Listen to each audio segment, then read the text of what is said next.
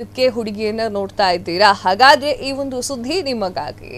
ಎಂದು ನಾವು ನಿಮಗೆ ಒಂದು ಸಖತ್ತಾಗಿರೋ ದೇಶದ ಬಗ್ಗೆ ಹೇಳ್ತಾ ಇದ್ದೀವಿ. ಈ ನಗರ ಅದ್ಭುತವಾಗಿದೆ ಮತ್ತು ಅಷ್ಟೇ ಸುಂದರವಾಗಿದೆ. ಇಲ್ಲಿ ನಿಮಗೆ ಅಷ್ಟೇ ಸುಂದರವಾಗಿರುವಂತಹ ಹೆಂಡತಿಯರು ಕೂಡ ಬಾಡಿಗೆಗೆ ಸಿಗ್ತಾರಂತೆ ಕಣ್ರಿ. ನಾವು ಆಗ್ನೇಯ ಏಷ್ಯಾದ ಒಂದು ಸುಂದರ ದೇಶದ ಬಗ್ಗೆ ಮಾತನಾಡ್ತಾ ಇದ್ದೇವೆ. ಅದುವೇ ಥಾಯ್ಲ್ಯಾಂಡ್. ತಮ್ಮ ಅದ್ಭುತ ಕಡಲ ತೀರಗಳು ಮತ್ತು ವರ್ಣರಂಜಿತ ಲೈಫ್ ಸ್ಟೈಲ್ನಿಂದಲೇ ಪ್ರಪಂಚದಾದ್ಯಂತ ಪ್ರಸಿದ್ಧಿಯಾಗಿರುವಂತಹ ದೇಶ ಥಾಯ್ಲ್ಯಾಂಡ್. ಪ್ರತಿ ವರ್ಷ ಲಕ್ಷಾಂತರ ಪ್ರವಾಸಿಗರು ಇಲ್ಲಿಗೆ ಭೇಟಿಯನ್ನ ನೀಡ್ತಾರೆ, ಬರಲಿಕ್ಕೆ ಕಾಯ್ತಾ ಇರ್ತಾರೆ.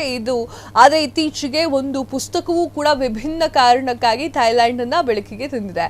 ಈ ಒಂದು ಪುಸ್ತಕವು ಥಾಯ್ಲ್ಯಾಂಡ್ನಲ್ಲಿ ಬಾಡಿಗೆ ಪತ್ನಿ ಆ ಒಂದು ಪ್ರವೃತ್ತಿಯನ್ನ ಪ್ರಪಂಚದ ಮುಂದೆ ತಂದಿದೆ. ಕೆಲವೇ ದಿನಗಳಲ್ಲಿ ಇದು ಬಹಳಷ್ಟು ಚರ್ಚೆಗೆ ಕಾರಣ ಕೂಡ ಆಯಿತು. ಹಾಗಾದ್ರೆ ಇದ್ರ ಬಗ್ಗೆ ಕಂಪ್ಲೀಟ್ ಡೀಟೇಲ್ಡ್ ಅನ್ನ ನೋಡ್ತಾ ಹೋಗೋಣ. ಮಹಿಳೆಯರು ಬಾಡಿಗೆಗೆ ಪತ್ನಿಯಾಗುವುದು ಮತ್ತು ಪ್ರವಾಸಿಗರೊಂದಿಗೆ ಸ್ವಲ್ಪ ಸಮಯವನ್ನ ಕಾಲ ಕಳೆಯುವುದು ಪ್ರವೃತ್ತಿ ಕೂಡ ಇದೆ.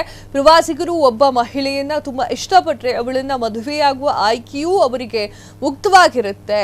ಈ ಒಂದು ವಿಚಾರವಾಗಿ ಈ ಒಂದು ಪದ್ಧತಿ ವಿಶೇಷವಾಗಿ ಥಾಯ್ಲ್ಯಾಂಡ್ನ ಪಟ್ಟಾಯ ನಗರದಲ್ಲಿ ಬಹಳ ಪ್ರಸಿದ್ಧಿಯಾಗಿದೆ. ಇದನ್ನ ಬಾಡಿಗೆಗೆ ಹೆಂಡತಿ ಅಥವಾ ಕಪ್ಪು ಮುತ್ತು ಅಂತ ಹೇಳು ಕೂಡ ಕರೀತಾರೆ. ಇದರಲ್ಲಿ ಒಬ್ಬ ಮಹಿಳೆ ಹಣಕ್ಕಾಗಿ ಸ್ವಲ್ಪ ಸಮಯದವರೆಗೆ ಹೆಂಡತಿಯಂತೆ ಬದುಕಬೇಕಾಗುತ್ತೆ. ಅವಳು ಅಡುಗೆ ಮಾಡುವುದು, ಹೊರಗೆ ಹೋಗುವುದು ಮತ್ತು ಹುಡುಗನೊಂದಿಗೆ ಇರೋದು ಮುಂತಾದ ಕೆಲಸಗಳನ್ನು ಮಾಡಬೇಕಾಗುತ್ತೆ. ಈ ಒಂದು ಸಂದರ್ಭವೂ ಕೂಡ ಎಲ್ಲ ಸಂಬಂಧವೂ ಕೂಡ ಒಪ್ಪುವುದನ್ನ ಆಧರಿಸಿ ಅವಳು ಕಾನೂನುಬದ್ಧ ವಿವಾಹವೆಂದು ಪರಿಗಣಿಸಲಾಗ್ತಾ ಇಲ್ಲ. ಈ ಒಂದು ಪದ್ಧತಿಯನ್ನ ಕ್ರಮೇಣ ಇದು ಒಂದು ವ್ಯವಹಾರವಾಗಿ ಮಾರ್ಪಟ್ಟಿದೆ. ಇದರಲ್ಲಿ ಅನೇಕ ಮಹಿಳೆಯರು ಸ್ವ ಇಚ್ಛೆಯಿಂದ ಭಾಗವಹಿಸುತ್ತಾರೆ.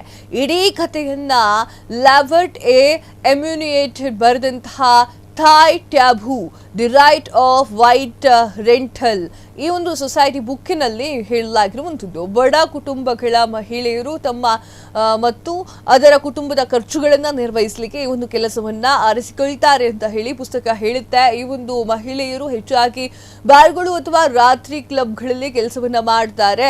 ಇಲ್ಲಿಯವರು ವಿದೇಶಿ ಪ್ರವಾಸಿಗರನ್ನ ಗ್ರಾಹಕರನ್ನ ಪಡೀತಾರೆ ಅನ್ನೋದು ಈ ಒಂದು ಪುಸ್ತಕದಲ್ಲಿದೆ. ಬಾಡಿಗೆ ಹೆಂಡತಿಗೆ ಶುಲ್ಕವು ಮಹಿಳೆಯ ವಯಸ್ಸು, ಸೌಂದರ್ಯ, ಶಿಕ್ಷಣ ಮತ್ತು ಒಪ್ಪಂದದ ಅವಧಿಯಂತಹ ಅನೇಕ ವಿಚಾರಗಳನ್ನು ಅವಲಂಬಿಸಿರುತ್ತದೆ. ಹಲವು ಮಹಿಳೆಯರು ಹಲವು ದಿನಗಳವರೆಗೂ ಇದ್ರೆ ಹಲವರು ತಿಂಗಳವರೆಗೂ ಕೂಡ ಇರ್ತಾರೆ. ವರದಿಗಳ ಪ್ರಕಾರ $16,000 ಸುಮಾರು ರೂಪಾಯಿ 1.3 ಲಕ್ಷದಿಂದ $1,16,000 ಅಂದ್ರೆ ಸುಮಾರು 96 ಲಕ್ಷದವರೆಗೂ ಕೂಡ ಇದು ಇರಬಹುದು. ಎಲ್ಲವೂ ಕೂಡ ಖಾಸಗಿ ಒಪ್ಪಂದದ ಮೇಲೆ ನಡೆಯುತ್ತದೆ. ಯಾಕಂದ್ರೆ ಥಾಯ್ಲ್ಯಾಂಡ್ನಲ್ಲಿ ಇದರ ಬಗ್ಗೆ ಯಾವುದೇ ಕಾನೂನು ಇಲ್ಲವಾಗಿದೆ.